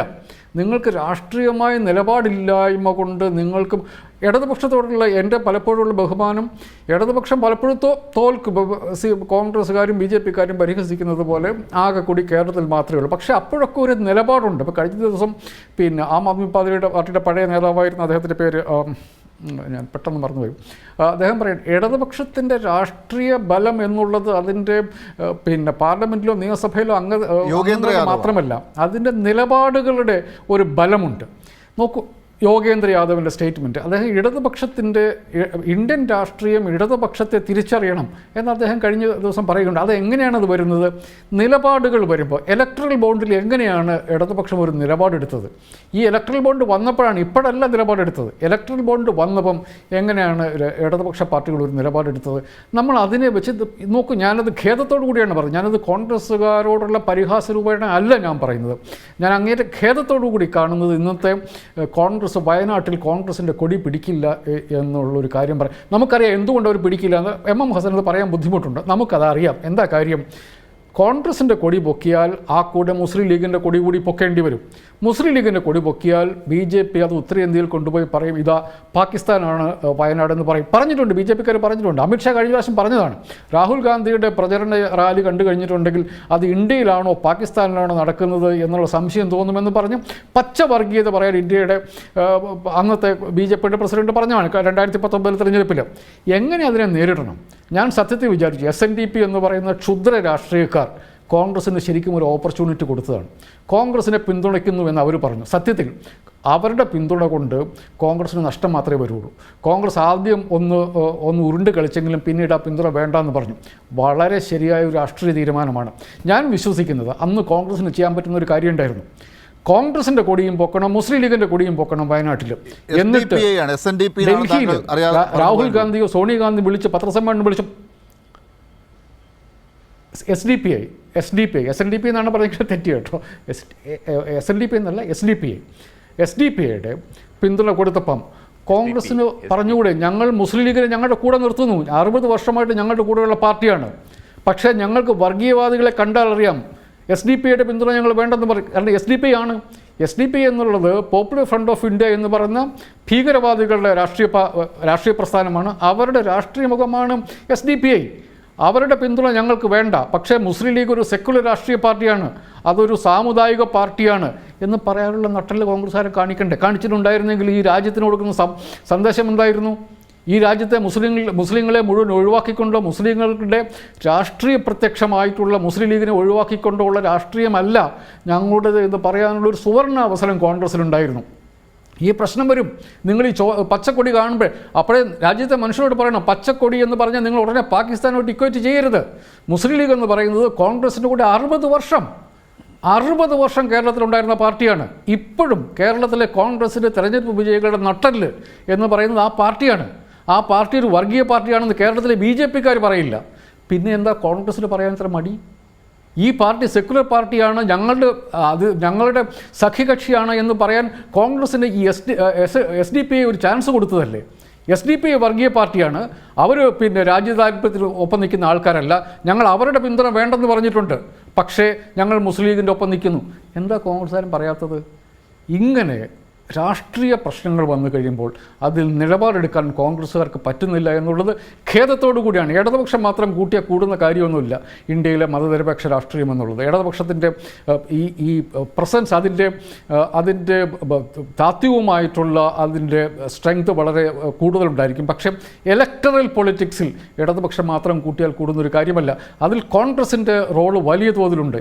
എന്താണ് ഒരു നിലപാടെടുക്കാൻ കോൺഗ്രസിന് ഇത്ര ബുദ്ധിമുട്ട് എന്നുള്ളത് പലപ്പോഴും ആർക്ക് ലാഭം ഉണ്ടാകാൻ വേണ്ടിയിട്ടാണ്. ഓരോ പ്രാവശ്യവും കോൺഗ്രസിൻ്റെ സ്റ്റോക്ക് കുറഞ്ഞു വരികയാണ്. അവരതുപോലും മനസ്സിലാക്കാതെയാണ് ഇപ്പം ഈ രാഷ്ട്രീയ നിലപാടുകൾ ഇല്ലാത്തൊരു പാർട്ടിയായിട്ട് അത് മാറിക്കൊണ്ടിരിക്കുന്നത്. നമുക്കെല്ലാവർക്കും നഷ്ടമാണ്. ഇടതുപക്ഷത്തിന് പോലും നഷ്ടമാണ് കോൺഗ്രസിൻ്റെ നിലപാടില്ലായ്മ എന്ന് ഞാൻ പറയും. Yes, the real Kerala story അപ്പോൾ ആളുകളോട് വിളിച്ചു പറയാൻ ആർക്കാണപ്പോൾ കെൽപ്പ്? എന്തുകൊണ്ടാണ് ഇപ്പോഴും ഈ ആശങ്ക ഒട്ടും വേണ്ടാത്തൊരു ജനതയെ ഇപ്പോഴും കേരളത്തിൽ നിലനിർത്തി മുന്നോട്ട് കൊണ്ടുപോകുന്നത് ആരുടെ പ്രത്യയശാസ്ത്രത്തിൻ്റെ ശക്തി കൊണ്ടാണ് എന്നൊക്കെ ഉറക്കെ ചിന്തിക്കുന്നവർ എന്തുത്തരമാണ് കണ്ടെത്തുന്നത്? ആരെയാണ് വിശ്വസിക്കുക? ഇത് നമുക്ക് ആരിൽ കൊണ്ടുവന്ന് കെട്ടാം. 2 മിനിറ്റ് വീതം എല്ലാവർക്കും. ശ്രീ ജേക്കബ് ജോർജ്, ഇപ്പോൾ ഇടതുണ്ടെങ്കിലാണ് ഇന്നത്തെ ഈ കേരളത്തിലെ പല പ്രതിസന്ധികളും മുന്നോട്ട് കൊണ്ടുപോകാൻ സാധിക്കുകയുള്ളൂ എന്ന് ഇപ്പോൾ പല ഉദാഹരണങ്ങളിലൂടെ നമുക്ക് മനസ്സിലാകുന്നുണ്ട്. പല പ്രതിസന്ധികളും തുറന്ന് ജനങ്ങളുടെ മുമ്പിൽ ട്രാൻസ്പെറൻ്റായി നിന്നുകൊണ്ട് പ്രതിരോധിക്കുന്നത്, പോരാടുന്നത് ഇടതാണ് എന്ന് ഉണ്ട്. അതുകൊണ്ടാണ് ഒരുപക്ഷെ ഇടതുണ്ടെങ്കിലേ നമ്മുടെ ഇന്ത്യയുള്ളൂ എന്ന് മുഖ്യമന്ത്രി ഉൾപ്പെടെ അല്ലെങ്കിൽ ഇടതു മുന്നണി ഉൾപ്പെടെ ഇപ്പോൾ ജനങ്ങളുടെ മുമ്പാകെ ഒരു മുദ്രാവാക്യം വച്ചിരിക്കുന്നത്.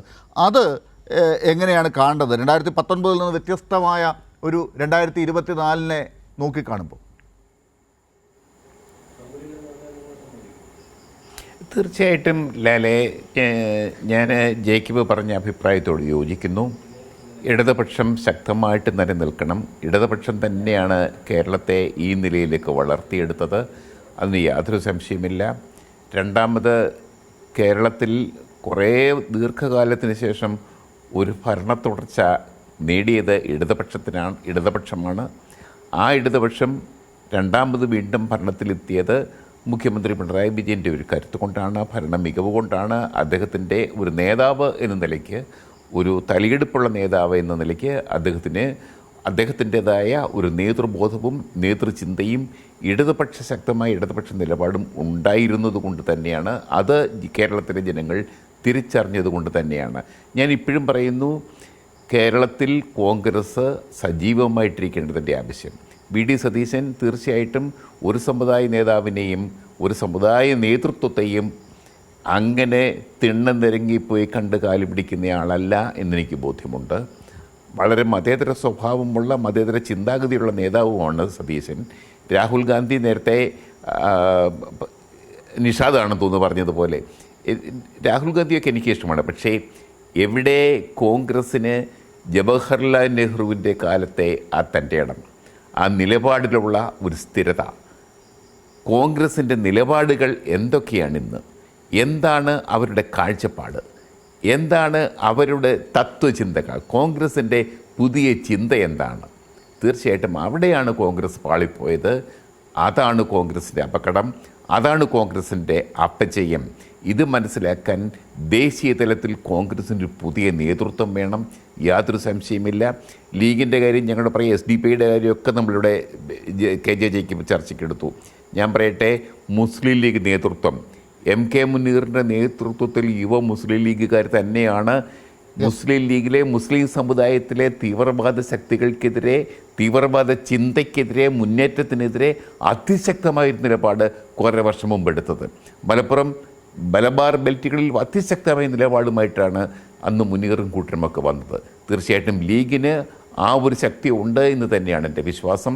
ഇന്നും SDPI ഒറ്റപ്പെട്ട് നിൽക്കുന്നുണ്ടെങ്കിൽ അത് മുസ്ലിം ലീഗ് നേതൃത്വത്തിൻ്റെ, മുസ്ലിം ലീഗിൻ്റെ രാഷ്ട്രീയത്തിൻ്റെ ഫലം തന്നെയാണ് എന്ന് ഉറക്കെ പറയാനും ഞാൻ തയ്യാറാണ്. ശ്രീ M. A. നിഷാദ്, അപ്പോൾ കേരളത്തിൽ 2024 ഇതൊക്കെ കണ്ട് പരിചയിച്ച് മുന്നോട്ട് പോകുന്ന ജനങ്ങളോട് വർഗീയതയുടെ കാര്യത്തിൽ മാത്രമല്ല ആശങ്കപ്പെടേണ്ടതില്ലാത്തത്, എന്താണ് തിരഞ്ഞെടുക്കേണ്ടത് എന്നുള്ള കാര്യത്തിൽ ഉൾപ്പെടെ ഇപ്പോൾ ഈ ചർച്ചയിൽ നമ്മൾ ഷെയർ ചെയ്തതുപോലെ ആളുകൾക്കറിയാം, ഒന്നും പറഞ്ഞു കൊടുക്കേണ്ടതില്ല എന്നാണോ?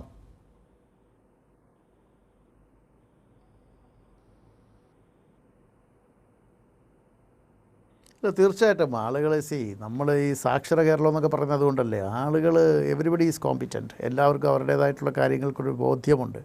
കേരളത്തിലെ ജനങ്ങൾക്കറിയാം എന്ത് എങ്ങനെ എന്നുള്ളത്. അതുകൊണ്ട് തന്നെയാണല്ലോ ഈ വർഗീയ പ്രസ്ഥാനങ്ങൾക്കൊന്നും ഇവിടെ വേരൊടിക്കാൻ പറ്റാത്തത്. എപ്പോഴും സഹ്യൻ്റെ അപ്പുറത്തേക്കല്ലേ അവരെ നിർത്തിയിട്ടുള്ളൂ. അവിടുന്ന് ഓടിക്കാൻ വേണ്ടി കയറില്ല. മലയാളി എവിടെയുണ്ടോ സ്വാഭാവികമായിട്ടും തീർച്ചയായിട്ടും വർഗീയതക്കേറെ ശക്തമായ ശബ്ദമുയർത്തുക തന്നെ ചെയ്യും. കഴിഞ്ഞ പ്രാവശ്യത്തെ ഒരു പാർലമെൻറ്റ് തെരഞ്ഞെടുപ്പിൽ 19 സീറ്റ് കിട്ടി എന്ന് പറഞ്ഞതുകൊണ്ട് അതങ്ങനെ സംഭവിക്കുമെന്ന് ഒരിക്കലും പ്രതീക്ഷിക്കേണ്ട. കാരണം കേരളത്തെ സംബന്ധിച്ചിടത്തോളം ഇടതുപക്ഷത്തിൻ്റെ കരുത്തരായ സാരഥികളാണ് മത്സരിക്കുന്നത്. അവർ ഇപ്പോൾ പത്തനംതിട്ടയുടെ കാര്യമൊക്കെ പറഞ്ഞു കഴിഞ്ഞാൽ തോമസ് ഐസക്കിനെ പോലൊരു ഏറ്റവും നല്ല ഒരു സ്റ്റേറ്റ്സ്മാൻ, നല്ലൊരു കാൻഡിഡേറ്റിനെയാണ് അവിടെ തീർച്ചയായിട്ടും ജനങ്ങൾ അത്തരം ആളുകളെ തന്നെ തിരഞ്ഞെടുക്കും. പാർലമെൻറ്റിൽ പോയി ശബ്ദമുയർത്തേണ്ടത് അദ്ദേഹത്തെ പോലുള്ള ആളുകൾ. ഞാൻ ഒരാളുടെ പേര് പ്രത്യേകം പറഞ്ഞേ ഉള്ളൂ, അത് കാര്യമാക്കേണ്ട. അതുപോലെ തന്നെ ഏറ്റവും കൂടുതൽ റെക്കോർഡ് ഭൂരിപക്ഷം കിട്ടാൻ പോകുന്ന ഒരു സ്ഥാനാർത്ഥി K. രാധാകൃഷ്ണൻ സാറായിരിക്കും. K. രാധാകൃഷ്ണനായിരിക്കും ആലത്തൂരിൽ. ഇത് എഴുതി വെച്ചോളൂ, ഇതിൻ്റെ പ്രഡിക്ഷനായിട്ട് വേണമെങ്കിൽ പറഞ്ഞോ. ഏറ്റവും കൂടുതൽ കേരളത്തിൽ ഭൂരിപക്ഷം കിട്ടാൻ പോകുന്ന സ്ഥാനാർത്ഥികളിൽ, ഇടതുപക്ഷത്തിലെ സ്ഥാനാർത്ഥികളിൽ ഒരാൾ K. രാധാകൃഷ്ണനായിരിക്കും. കാരണം കേരളത്തിലെ ജനങ്ങൾ കഴിഞ്ഞ തവണ മത്സരിപ്പിച്ച് ജയിപ്പിച്ച് വിട്ടവരെ പറ്റിയുള്ള ധാരണ വളരെ നന്നായിട്ടറിയാം. അപ്പോൾ തീർച്ചയായിട്ടും അവർ ഇത്തവണ നിലപാടുകളനുസരിച്ച്, എന്നും മലയാളി നിലപാടുകളിൽ മുന്നിലാണ്, ആ നിലപാടുകളിൽ അനുസരിച്ച് മലയാളി പ്രവർത്തിക്കത്തുള്ളൂ. രാഷ്ട്രീയത്തിനതീതമായിട്ടുള്ള ഒരു തിരഞ്ഞെടുപ്പ് തന്നെയായിരിക്കും ഇത്. അതിൽ വ്യക്തമായിട്ടും ഹൃദയപക്ഷത്തേക്കുന്ന ഇടതുപക്ഷത്തിലെ സാരഥികൾ പലരും ജയിച്ചു വരുമെന്നുള്ള കാര്യത്തിൽ എനിക്ക് ഉറപ്പുണ്ട്. ശരി, ശ്രീ KJ ജേക്കബ്, 1 മിനിറ്റ് ആണ് ഉള്ളത്. ഈ കാര്യത്തിൽ ഇപ്പോൾ ആര് ജയിക്കും ആര് തോക്കും എന്നുള്ളതിനേക്കാൾ അപ്പുറം കേരളത്തിൽ ഇപ്പോൾ ഈ കേരള സ്റ്റോറിയെ വികൃതമാക്കുന്നതിലൊക്കെ പല സ്ഥലങ്ങളിൽ നിന്നിങ്ങനെ പൊട്ടിമുളച്ചു വരുന്ന പല സമൂഹങ്ങളുണ്ട്. അവരൊക്കെ ഇത് പ്രചരിപ്പിക്കാൻ കൂട്ടുനിൽക്കുന്നുണ്ട്. ചിലരൊക്കെ ഇപ്പോൾ തീരുമാനിച്ചിട്ടുണ്ട്, ഇനി തെരഞ്ഞെടുപ്പ് വരെയെങ്കിലും ഞങ്ങൾ ഇനി അങ്ങനെയൊന്നും ഇറങ്ങിത്തിരിക്കാൻ പോകുന്നില്ല, കേരള സ്റ്റോറി കാണിക്കാൻ പോകുന്നില്ല എന്നൊക്കെ. അങ്ങനെയൊക്കെയുള്ള പല പ്രശ്നങ്ങളും ഉണ്ടെങ്കിലും ഈ തെരഞ്ഞെടുപ്പ് കഴിഞ്ഞാലും ഇതൊക്കെ കേരള സ്റ്റോറിയെ ഭീഷണിപ്പെടുത്താൻ ചിലതൊക്കെ അവിടെ നിൽപ്പുണ്ട് എന്ന് താങ്കൾ കാണുന്നുണ്ടോ ചർച്ച അവസാനിക്കുമ്പോൾ?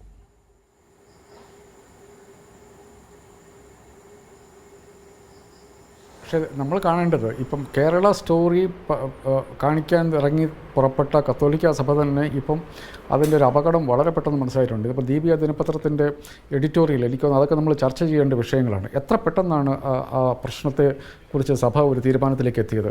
വളരെ ശക്തമായ ഭാഷയിലാണ് ഇന്നിപ്പോൾ ദീപിക ദിനപത്രം ഒരു എഡിറ്റോറിയൽ എഴുതിയിരിക്കുന്നത്. ആ കാര്യത്തിൽ കത്തോലിക്ക സഭയുടെ നിലപാട് അതിൻ്റെ അകത്ത് വളരെ കൃത്യമാണ്.